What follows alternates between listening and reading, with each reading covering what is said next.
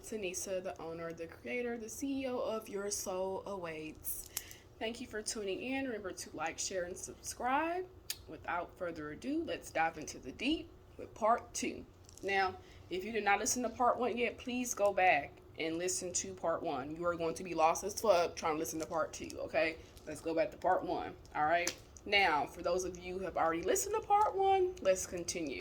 So I left you guys off with the fact that I was seeing like my date of birth as an angel number repeated in different places and things like that. So, and as I was stating that you two are on the right path by tuning in and even listening and even being a subscriber and following, because I guarantee you, you will, not you are going to, but you will learn something from me. You're going to be enlightened. You are going to elevate. We're going to raise your vibration, that and then some. Okay, so trust and know that you are on the right path. Okay, listening to this story, you are on the right path. I promise you. My back even getting hot after I said that. I trust me, it's a sign. Okay, so I was blessed with the opportunity to receive LSD,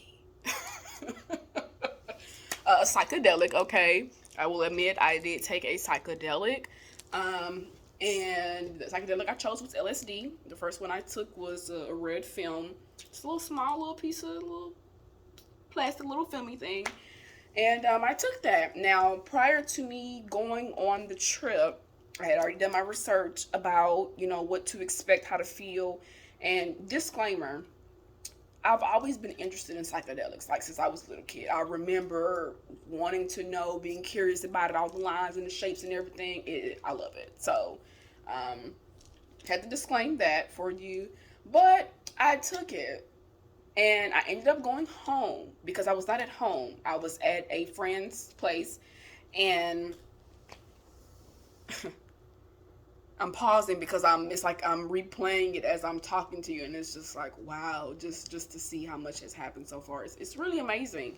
But I ended up going home because I felt the need to go home. Like, I felt the need to go home. Like, I did not want to stay there. I was like, nope, I gotta go home, I gotta get home. Now, this was before the drug really started kicking in, okay? So, go home, and on my way home as I'm driving, that's when that shit kicked in for me. And I was like, wait a minute. Wait a minute.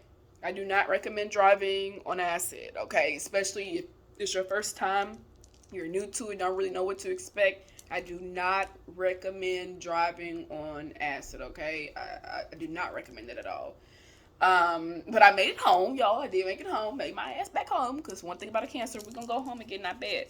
Okay. Yeah. So, this is really me, y'all. Like, this is really me. This is authentically me, okay? So, ended up taking it and made it home now. This is where the story turns up, okay? 3:18 on the timer. This is where the story turns up, y'all. So, I'm at home, right? I pull up, finally managed to get parked and everything, okay?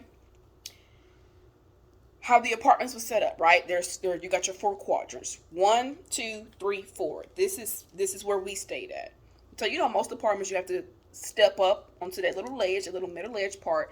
There was a frog. Y'all, there was a frog. Right there. Okay, it was like right there. This is the step up where I would step in to go into the apartment, and the frog was right there. So I wasn't getting in that motherfucker unless I moved the frog or unless that bitch moved itself. Okay? I was like, the frog.